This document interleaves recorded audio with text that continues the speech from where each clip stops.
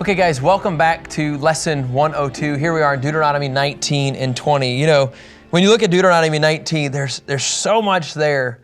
Talking about the cities of refuge and talking about the manslaughter and unintentional, or is it intentional? You know, and then you talk about the roles of the neighbors, and then you talk about the witnesses, 2 or 3 witnesses, and about how where there's witnesses, then you can purge out the evil. And then you talk about life for life. There's a lot there. I just want to say, I'm actually not going to teach on it at all. But I would say if there's one chapter to go back and slow down, it would be Deuteronomy 19. There's actually an incredible comparison of the Messiah, talking about the witnesses, talking about those components. So just make sure you hang out there if you have time. And if not, then let's just jump into Deuteronomy 20. Now, here's what you're going to have. You know, as Eugene Merrill, one of the professors from Dallas Seminary, I love what he said. Deuteronomy 20 is a manual for warfare. Now think about this. In Numbers, right now, we don't have an army put together. Right? We're in Deuteronomy. They haven't gone into the land. And so what I love in Numbers is that eventually, the beginning of the first chapter, you're going to have the integration of the army. So it's cool. He has the manual first before the army. And so here's what you have, okay? This manual is that when you go out to war against your enemies and you see horses and chariots and an army larger than yours, don't be afraid of them. For the Lord your God, who brought you out of the land of Egypt, is with you. Now, if you know anything about what God's been doing over the last multiple decades, God's always showing up with the Israelites. And so he just says, hey guys, when you go into the land, I'm going to give you the land. Trust me, not the scout mentality, not the 10 guys that say, oh no, these guys are too big, but I want you to not be afraid and understand. I need you to walk by faith. This is my battle. God is bigger than any of these situations. And so, Kevin, can you go to Psalm 20, verse 7? Psalm 20, verse 7. Some take pride in a chariot and others in horses, but we take pride in the name of Yahweh our God. Wouldn't that be a cool tagline? We take pride in Yahweh. Not in chariots, and they'd have the chariots crossed out and the horses and they have crossed out. But we got pride. We got pride in who God is in our lives. In Exodus 15, verse 3, Exodus 15, verse 3 just says, the Lord is a warrior. Yahweh is his name. So the Lord is a warrior. Yahweh is his name. As a fighter, God's going to take care of us. God is the one that's going to go into this land and clean house. That's what God's going to do. And he says in verse 2 of Deuteronomy 20, when you're about to engage in battle, watch this, the priest is to come forward and address the army. You know, I think of Olympics, I think of flag bearer. I think of the person that's going to carry, you know, like when the U.S. comes out or Israel comes out, they always have a guy that's carrying or a gal that's carrying the flag. They're the one that's leading the charge. I kind of feel like that's the image that I have. The priest is coming before everybody and he's addressing the army. Now, it's not necessarily the high priest, but it is the priest. The priest is to play this role. He's the one that's supposed to get him excited. In other words, he's the army chaplain.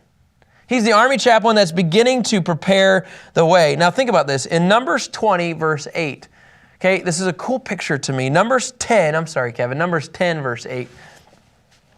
Numbers 10, verse 8, look at one of the roles. The sons of Aaron, the priest, what are they supposed to do? Sound the trumpets. Why? Your use of these is a permanent statute throughout your generations. Verse 9, Scripture says, when you enter into the battle in your land against an adversary who is attacking you, sound short blasts on the trumpets. The priests are the ones blowing the trumpets. And you will be remembered before the Lord your God and be delivered from your enemies. They are the ones preparing the army for the battle. I think it's just a cool little image about God is putting these people in place, the priests in place to actually prepare the way. Now in verse 3, we've already addressed this, but let's go there again. In verse 3 of Deuteronomy 20, he's to say, listen, Israel, today you are about to engage in battle with your enemies. Do not be faint-hearted. Do not be, I like this, my version says, do not be cowardly. Do not be afraid, alarmed, or terrified because of them, because of what you see. I think so many times you think about, oh my, what are we going to encounter? Who are we going to encounter? He says, just relax. I got this. Don't pass out. Don't get weak on me. Don't be afraid. Don't be a coward. Every time men of the faith, like this is what they're told. In fact, if you would, let's give a couple examples. Genesis 15, verse 1. So the priest is talking to the army. In Genesis 15:1, he might just give a reference. Hey, do you remember our father Abraham? He was told, don't be afraid, Abraham. I am your shield. Your reward will be very great. So he's told to go into the land, and I need you not to be afraid, Abram. Like you wonder if they're remembering the great moments of their faith. Jacob told the same thing. Genesis 46, verse 3. So Abraham's told this in Genesis 46, verse 3. You have the same thing. God said, I am the God of Abraham. I am God, the God of your father, Abraham. Do not be afraid to go down to Egypt, for I will make you into a great nation there. Okay, guys, get this straight. Abraham, Jacob, I need you guys, don't be afraid. Now Moses told the same thing. Exodus 14, verse 13. Exodus 14, verse 13. Moses said to the people, don't be afraid. Stand firm. So Moses is reiterating to his people as well. And see the Lord's salvation. He will provide for you today. The Lord's the one doing this. For the Egyptians you see today, you will never see again. And there's one more, Isaiah, just so you can hear the men of faith, these patriarchs. They're all told, and then they're telling the Israelites, don't be afraid. And so here you have Abraham and Isaac and Jacob and Moses and Isaiah. Guys, do not be afraid. Don't be a coward as I send you in to walk by faith. Now, these folks in the Old Testament, obviously, it all points to the New Testament. Because what you see over and over again in the New Testament is people told the same thing. Luke 1, verse 13.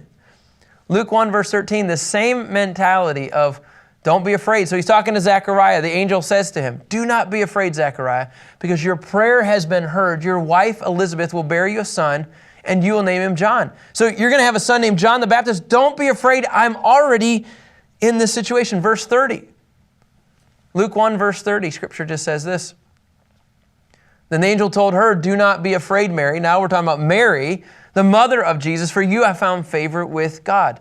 So Zechariah, Elizabeth, don't be afraid. Mary, don't be afraid. You're all walking into new territory by faith. This goes back to the manual that the army is given, right? Guys, the manual, honestly, the reality is just don't be afraid. Be willing to trust that I'm in this battle and you don't need to fight it. And I think sometimes the anxiety and the woes and the worries we create ourselves because we think we have to do something. We think we have to produce something. And he says, no, just relax. Because in Deuteronomy 20, verse 4, it says, for the Lord your God is the one who goes with you to fight for you against your enemies to give you victory. I like this because when you think of armies, what do you think of? You think of, well, somebody wins and somebody loses. It's about conquering. And you have the priest that comes out there and gives it a spiritual context. He's the link between the army and God. Hey, this is for a greater purpose. It's not only for this thing just to get some territory. Yeah, he serves as a mediator to say, guys, this is about the Lord, not about us. Absolutely. Yeah. It's a great reminder. It's like what Moses serves as a mediator. It's what Jesus serves as a mediator for God. It's exactly what we need. The priest serves that same role. But how many of us depend upon our own strength rather than his? And that priest is like, hey guys, I'm here. It's a great perspective, Drew. Think about this, Benaniah in 1 Chronicles 27:5. This is how important that priest, even as he's coming up to the front, this is just kind of a cool image about when you're in the battle as a priest, things even unfold, maybe even to the point of a soldier. In 1 Chronicles 27:5, watch this. The third army commander, a chief for the third month, look who it was. It was Benaniah, the son of Jehoiada, the priest. So we would know that he would be in the priest lineage, right? And so all of a sudden, you're going to see this progression of a man under the lineage of a priest. He becomes a priest, then he becomes part of David's mighty men, and then he actually replaces Joab in this as commander. And so as I want to just say this is kind of as the priest is on the front, God will use them to send as reminders, but then he uses them to be in the battle as well. That make sense? Like we can't always take I'm the priest role, I'm not going to do anything. No, let's serve as a reminder, but don't be afraid to then jump in the midst of the battle as well. I do not like when pastors, just call it out as it is, they come and preach and then nobody sees them the rest of the week.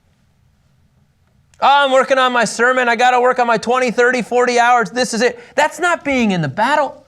You got to remind people, and then you got to be present amidst everybody in order for this to happen. That's why this tension of Revive School for me is really hard sometimes. Because it's constant studying 7 lessons or 14 lessons. And I need to get life in order to get out. I got to interact with people. I got to be in the battle. And so it's this mixture of both and school and real life and applying it. And Benaniah is a great example of actually applying his role as a priest then becomes a soldier. All right, so let's walk through this. This is the manual, right? Here's what I want you to do. I want you to go fight. Now in verse 5, what he does is he begins to give soldiers exemptions. Okay? Okay, Kevin, this would be like you excited about the feast on the days that you don't have to work, right? Now you're a soldier saying, hey, why don't I have to fight? What would it take to get out of this, right? So here's what Warren Wiersbe says. He labels the 3 exemptions. I like what he listed. And the first one, the reason you have an exemption to not fight is because of your home. Okay? Now watch this. It says in verse 5, the officers are to address the army. Hey, has any man built a new house and not dedicated it? Let him leave and return home. Otherwise, he may die in battle and another man dedicate it. You're kind of like... That's weird. What? Kevin be like, I got a new home. Well, I'm thinking about building one. I got to dedicate. Gotta do it. Why? Why do you guys think this is? If you have a brand new home, any thoughts on this? I'm thinking it goes back to verse 4. They have to know that God is in control and that He's giving the strength. So if you got things on your head, in your mind that are not on the battlefield and that God has you there. You know, I think this is true. You know, Nelson's commentary says, God has compassion for people whose minds are somewhere else. I remember when I first moved into our house, 40 years ago, like it was all consumed. My mind was like, am I going to tear this wall out? Am I going to put outlets in here? What about my flooring here? My family are going to live there, and I want to make sure my kids is the faucets taken care of. Like, I never want to live in a state of like my house is not done. And I think that's really what he's after here. And it's a cool image, if you would. I want you to go to... What? I gotta go. I do have a serious question. Your house is always in that state, Rich. It's fine. Yeah, you can't use that. I do have a question though. How does this parallel with like when people ask, hey, what's the cost of following me? Hey, I was just married. I have a bride at home. I just bought a piece of land. I need to go check that out. How does this correlate? Because you don't see that same grace there in the New Testament. In this context, it's a great question. I have it 3 points down later. So let's go now, I guess. In this context, this is a battle. They're talking about war. That's the only thing I can conclude. Like there's an immediacy of war. And so there is, I'm going to kind of answer that in a little bit. So go to 2 Timothy 2, verse 4. No one serving as a soldier gets entangled in the concerns of civilian life. So this soldier mentality is you can't do both. And he needs to seek to please the recruiter. So there's this entanglement of, and I'll go to one more place, James 1:8, and then we can talk about this. James 1:8, same thing, okay? James 1:8 says, an indecisive man is unstable in all his ways, okay? I think it's the same mentality. If your heart is in that home, I don't want you out on the battle. And I think the same thing is Rich, when we're talking about people giving it up, are you willing to give up your life for me? Now let's go to Luke 9, verse 57. And I have a big old question mark, just so you know, Rich, by these, because of the same question. Luke 9, verse 57. He says, as they were traveling on the road, somebody said to him, I'll follow you wherever you go. Verse 58, and Jesus said, foxes have dens, birds have sky nests. Birds of the sky have nests, but the Son of Man has no place to lay his head. Keeps going. Then he says, follow me, and then let me go bury my Father. And it gets into this context of, well, let the dead bury their dead, but you need to go spread that news of the kingdom of God. Then he gives them actually one more scenario. And he says, let me first go and say goodbye to those at my house. 62. He says, no one who puts his hand to the plow and looks back is fit for the kingdom of God. So he gives scenarios of practical scenarios. Here he says, don't go home. There he says, he's talking about a battle. Yeah, it seems like the one, if you have distractions, go take care of the distractions. And then the other in the New Testament, following Christ, if you have this, leave that behind and go do what I'm telling you to do. You know, my initial thought is that the battle Jesus is talking about is a little bit more important than the battle that they're talking about. Because if you're a soldier and you're fighting with somebody else that's distracted, you're actually a hindrance. That statistically they will prove, and I did some things here. I don't know where I have it right here. Here, Eugene Merrill said, it's a well-attested fact that fear or occupation in the midst of conflict, in the midst of battle, can endanger the life not only the person afflicted, but by also those that are around you. And so in that context, if a guy's as strange as this sounds, if he's thinking about his house, he's mentally not there. In an army, in a battle, I don't want that person. And that's what he's saying. Go take care of your house because it's serving as a distraction.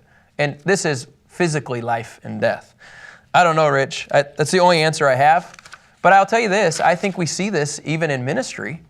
I think when people have distractions, big picture, it's a distraction. Oh, I got to take care of this. Oh, I got to work on this. Or, oh, hey, whatever, I got to think about this. It's constantly, that's where the heart is. And so Jesus is just, we're talking the Old Testament here. In this case, go take care of your home because I don't want you to put anybody else's life in danger. I don't know. It's a great question. It's a wrestle and it's a tension. So one exemption of fighting is go home and take care of your house. Now, number 2 that Wiersbe talks about is harvest. Go take care of your home or go take care of the harvest. Verse 6, has any man planted a vineyard and not begun to enjoy its fruit? Let him leave and return home. Otherwise, he may die in battle and another man enjoy its fruit. All right, what would you say now here? It's a good deal. Good to be a farmer, new farmer. Well, I think I'll go enjoy my grapes. I think I'll go enjoy. Seems like a weak excuse to me. I mean, it does seem like a weak excuse. I mean, the whole point of that is like you have to provide food for your family. So who's going to do that if you're out at battle?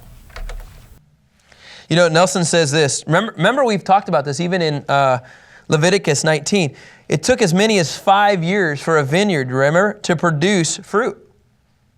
Remember this? Sometimes it could take up to 5 years. And you needed to allow time to oversee the vines so that they could begin to produce grapes.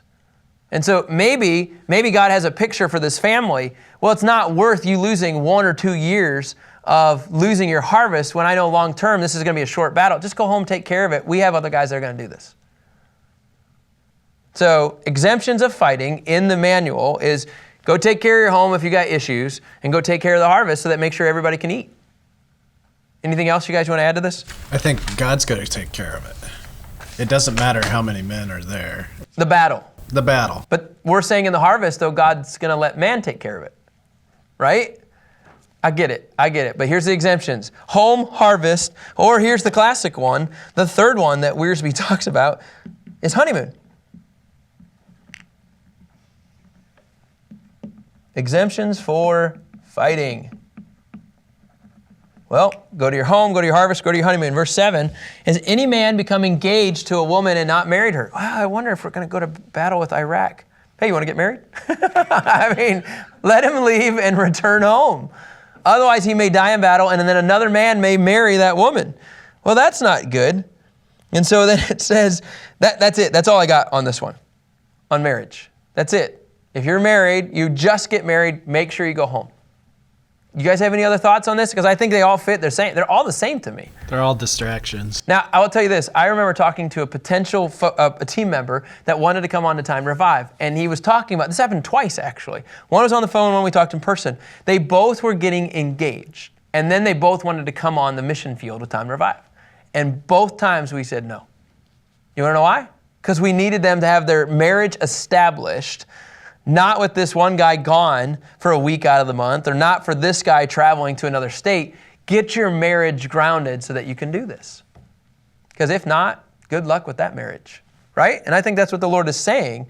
Hey, focus on your marriage, get it established so that you can actually have your mind when you fight with a javelin or spear or a sword or whatever. I need you actually to be all in.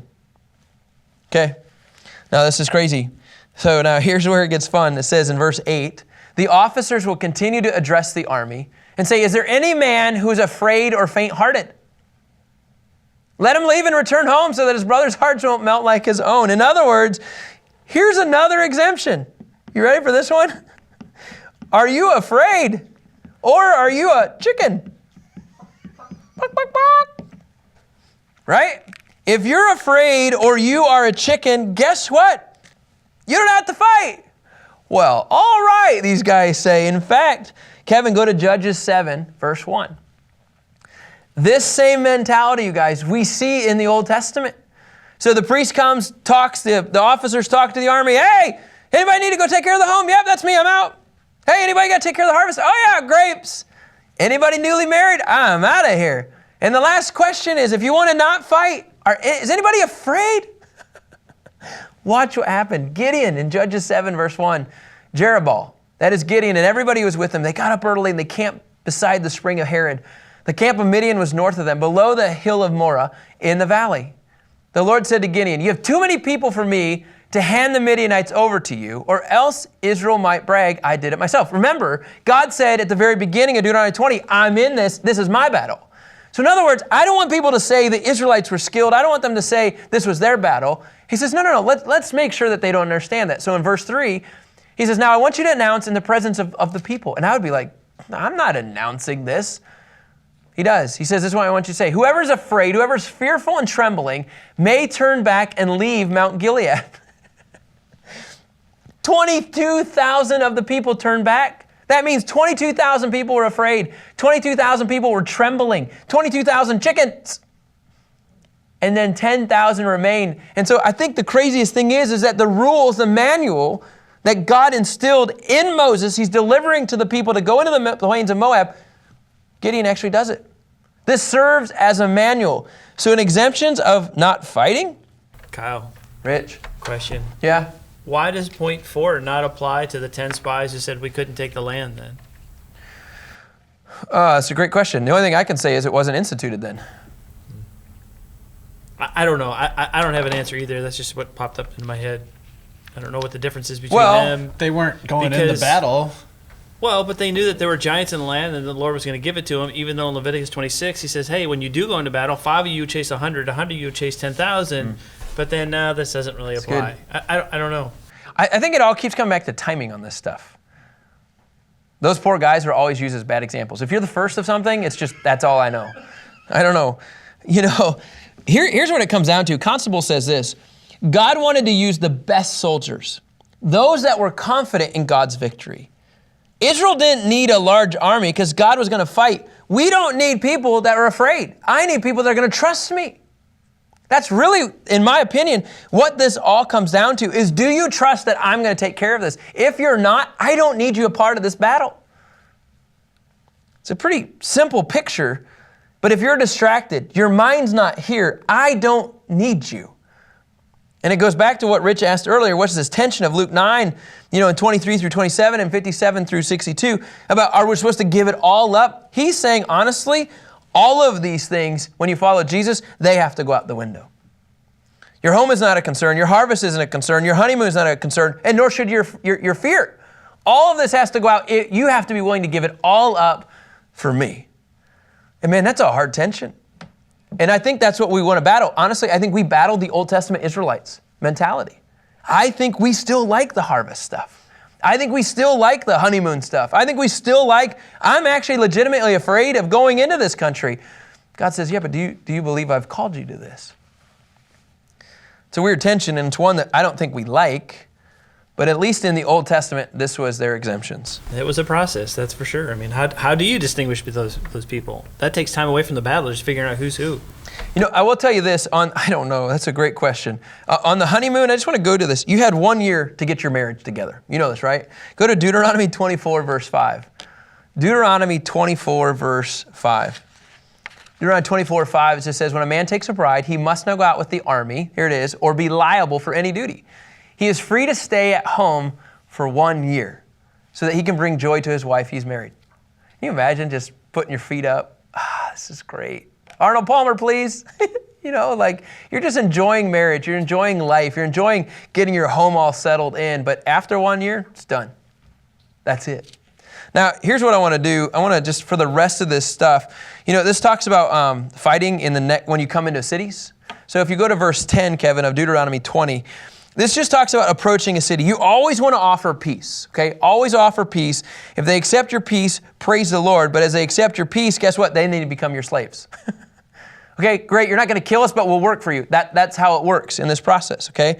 Now, however, in verse 12, if the city doesn't make peace with you, you wage war against it. You lay siege to it. And when the Lord your God hands it over to you, you must strike down all of the males with the sword. But in verse 14, you can keep the women, the children, the animals, and whatever else is in the city. You keep all the spoil as its plunder. And then you can enjoy the spoil of the enemies that the Lord your God has given you.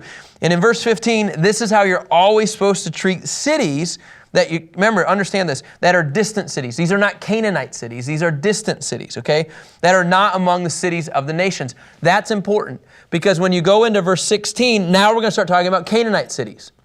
Canaanite cities, you're getting rid of everything. Okay? However, you must not let any living thing survive among the cities of these people the Lord God has given you as an inheritance. Okay? So if you're in far-off cities, you can keep the women, the children, and the plunder. But if you're in the Canaanite cities, in verse 17, it says you got to completely destroy everything. The Hittite, the Amorite, the Canaanite, the Perizzite, the Hivite, the Jebusite, as the Lord your God has commanded you. Why? So in verse 18, so they won't teach you to do all the detestable things that they do for their gods. Remember, we got to get rid of the false prophets. We got to get rid of the false worship, because they do this so that you will sin against the Lord.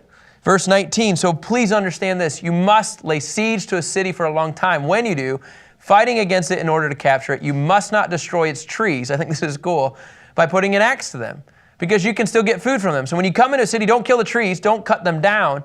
Are trees of the field human? Did they do anything to you? To come under siege by you? Now watch, it says in verse 20, but you may destroy the trees that you know do not produce food. You may cut them down to build siege works against the city that is waging war with you until it falls. So here we have everything about fighting. You can keep some women, you got to kill all these people in some other time, some of the instance.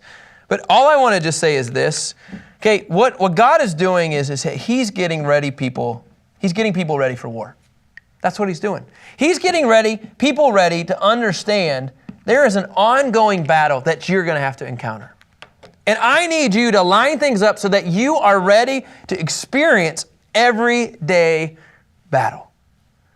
The reality is that happens to us as well. When you wake up in the morning, in the New Testament, in the New Covenant mindset, as followers of the Messiah, as followers of the prophet Jesus, who is the one who saves us, you have to understand that as soon as you walk with Christ, you now are in a battle. You literally are beginning to engage the world, the flesh, and Satan every single day. The question is, do you realize you're in a battle?